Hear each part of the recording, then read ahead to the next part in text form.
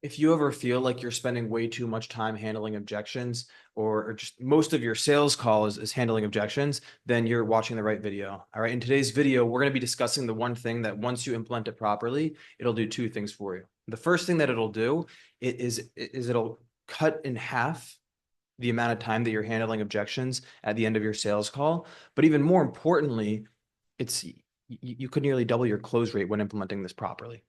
All right, my name is Michael Antiles. I've been a high ticket closer for the past just over 2.5 years. And over the course of the past 2.5 years, I have closed just over $5 million in sales. This YouTube channel is really dedicated to discussing the specific frameworks, the specific mindset that I have implemented to be able to do so, and really helping you do the same. All right, so today's video is going to be specifically talking about objections and specifically isolating the objections in the sales process. Right, so this is once we have gone through the whole entire program, once we have gone through telling them what the price of the program is, and handling objections. All right. More important, yes, we're going to go through all the scripting of it because it is important, but much more important than that is understanding the mindset behind it, understanding the psychology behind why we say the things that we say. Because if you're just reading off a script, that's not going to get you very far. Right? We want to understand what we're saying and why we're saying it. Now, a lot of this does require working one-on-one and going through doing call reviews. So if you're interested in working one-on-one with me, going more in depth with call reviews and really seeing how to implementing this for you specifically, I left a link to book a call with me in the description of this video. So you can go ahead and book a call with me and we can jump into a little bit more what that looks like. But let's go ahead and jump right into it. Right. So this is specifically isolating the objection. For any objection that you get, the first thing that you're going to want to do is isolate the objection, right? For two reasons. Number one is you want to make sure that you're handling the right objection. And then if you're not handling the right objection, you can also create another objection. All right, so let's go ahead and jump right into it. All right, so what, so we let them know the price of the program and then we jump into objections, right? So we tell them the investment to get you to 40K per month, 480K per year is going to be just 8K. All right. Now this video is not really about dropping the price, but since we do have it here, I do want to cover this a little bit. Right. So why are we dropping the price in this way? There's two reasons. Number one is we don't want the prospect right now in price-based thinking, right? We don't want them thinking this is expensive, this is cheap. We want them still tied to the result of what they want to see. Right. So obviously you're not going to say 40K per month, 480K per year for every single prospect. It's going to vary depending on what their goals are and really what's realistic with what you're selling. But we want them in results-based thinking. So we're reminding them of the result. This is what you have to do to get this result. And the other thing is I'm very intentionally saying big numbers before saying the price of the program. Why am I saying big numbers? Because it's a technique called anchoring. Right? If just before I say that what they have to pay is 8K, if I say right before that 480K, and even more than that, I tell them it's achievable to make 480K by investing this 8K, it makes the 8K just look not significant. It makes it look like a tiny number. All right. So that's the psychology behind it. Right. But that's not what this video is about. All right. So prospect says to us, okay, I just got to make sure I have the time for this. All right. Now this could mean a lot of different things. So first we want to clarify, what do they mean when they say that? Right. So we say to them, okay, no problem at all. What do you mean specifically? Just to see if I can help. All right. And then they'll tell us exactly what they mean. Right. So they say to us, okay, I just don't know if I have the time to put in if I have the time to put in this every day with work and everything going on. Okay. So now we know what that objection actually means, right? It means that they don't have enough time to put into it every single day. Now, what most salespeople will want to do at this point is just rebuttal. No, but it only takes an hour a day. It only takes 2 hours a day or 3 hours a day, right? And we don't want to fight with the prospect, especially at this point. They feel a little bit more pressure now. We've just asked them to pay us, right? We don't want to get combative here, right? So the first thing that we want to do is acknowledge that they said that to us. I hear you, and I can definitely appreciate that, brother. All right, acknowledge it. Make them feel comfortable.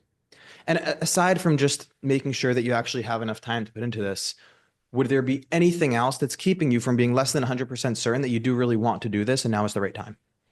All right, so notice what we're doing here. This is very certain languaging, right? So we're setting that objection aside. If that was resolved, would there be anything else that's keeping you from being less than 100% certain? This is on purpose. I almost want them to say that there's something else because that way I know I have something else to handle, right? But as soon as they agree to this, then I know, okay, this is my actual only objection. All I have to do is handle this objection, and then we can ask for the sale again, right? But it's very important that it's incredibly certain languaging, that you really do want to do this, and now is the right time. All right. Then prospect says, no, I really do want to do this. Now, what we're looking for here is certainty, right? Again, we want certainty. If they say to us, no, I think I want to do it, well, that means they don't want to do it, right? That means that there's some other smoke screen there, and we have to figure out what the problem is, what their objection is, right? I'm not going to cover that right now. I'll cover that in a couple of minutes, right? But let's just say the person says, no, I really do want to do this. So we'll say to them, okay, well, why do you feel like you want to do this though? Right? Let them sell themselves on why they actually do want to do them, on why they want to actually do this, right? Let them convince themselves, right? Because one thing that you'll notice is when you try to, no one ever wins an argument, right? If I try to go ahead and convince them why they want to do this, that's not going to get me very far, right? If they go ahead and sell themselves on why they want to do this, that's the most charismatic way of getting them on board, of making sure they're on board. All right. And depending on the answer they give you, you can give them another one, right? You can ask them another question. Yeah, but like, why even make an investment in time and in money to make this change in your life? Right. And then they'll go ahead and tell you why they want to do it again. Right. So really make sure that they're selling themselves hard on this. Right. And really make sure that they're bought in, especially when we're handling objections. All right.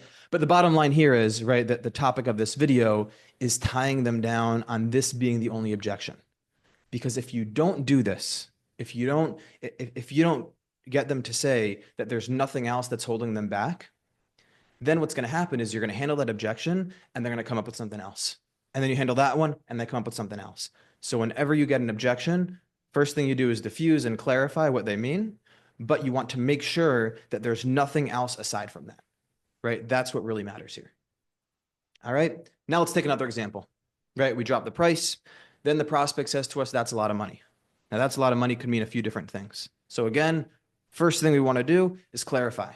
Okay, and I can definitely appreciate that.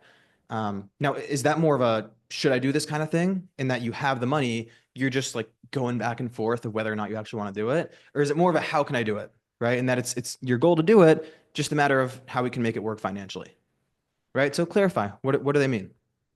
All right. Now, this specific objection, it can only really mean two different things. It could mean a few different things in these two categories, and whether it's certainty or really just a money objection. But we really want to tie down here: is it certainty or money? All right. If it's money, it's easy to handle. If it's uncertain, if it's a certainty objection, then it's a bit tougher.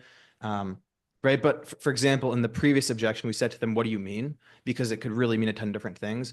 With this, it's better if possible, give them a binary. Right? Is it this or this? And they'll tell you, okay, it's this one. Just shortens the process much more. All right. If we had said to them, okay, what do you mean by that's a lot of money? Number one, that sounds weird, right? And they're going to be like, what are you talking about? It's just a lot of money. Right. But it also, it's a very open-ended question. All right. So if we can, we want to be binary, right? So here's an example of being binary, right? And again, so the prospect says, no, it's really just the money. Again, we want certainty here. If we don't get certainty, then we have another objection there. That's a smokescreen, and we have to ask about it. All right. So but now what we want to do is we want to tie it down. All right. Gotcha.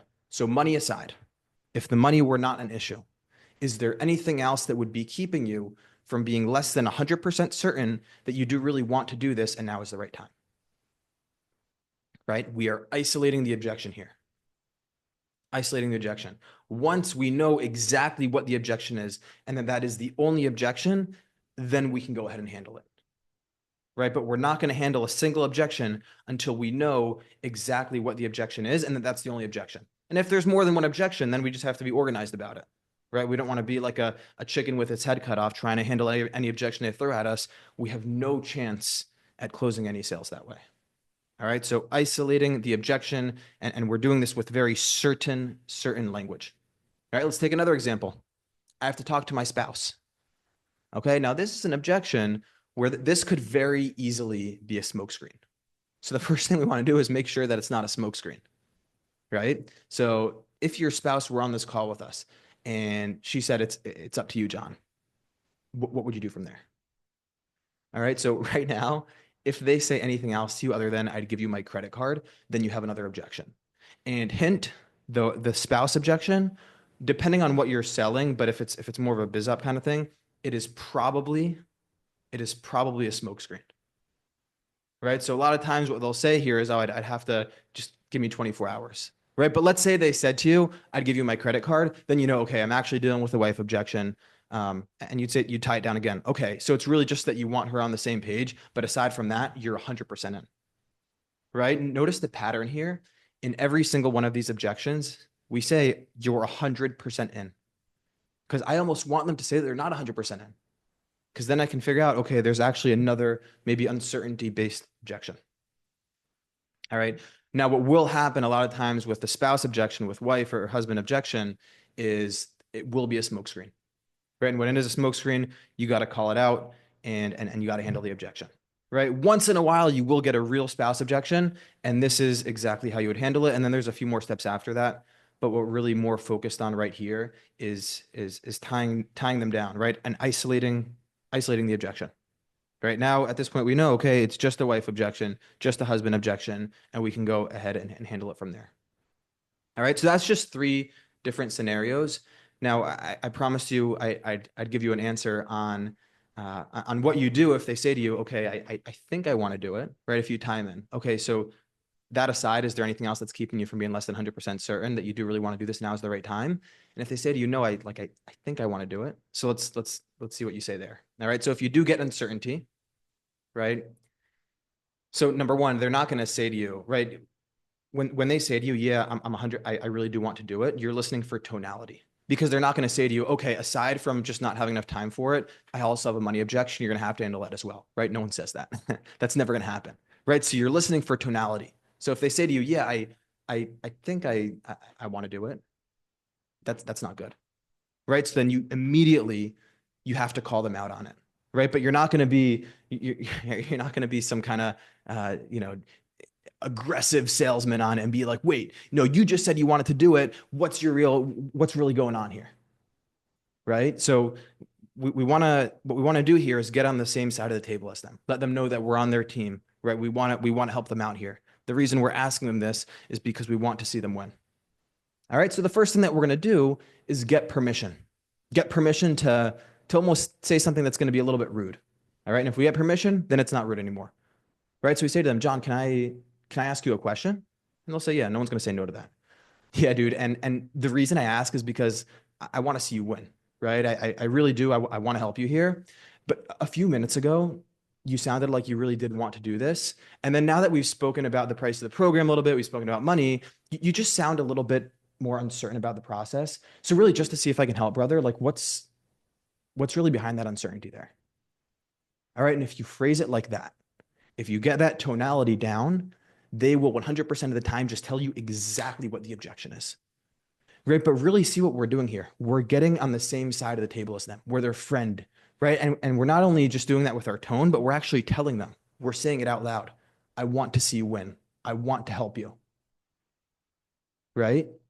And again, we do it again. We call them brother, right? Just to see if I can help, right? We're reminding them the reason I'm asking you is because I want to help you, right? And by saying it this way, you're getting on the same side of the table as them, and they're going to be 100% honest with you at this point.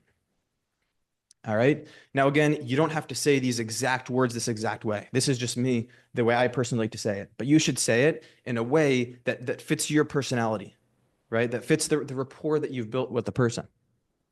All right. So this is a little bit more on diving into isolating the objection.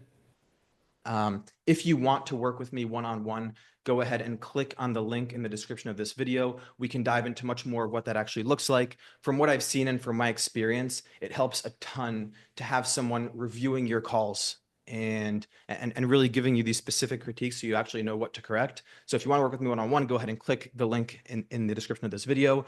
If you liked this video, go ahead and hit the like button, hit the subscribe button, leave me a comment, and I'll be dropping these videos once or twice a week, maybe sometimes 3 times a week. So if you liked it, go ahead and subscribe, and I will see you in the next one.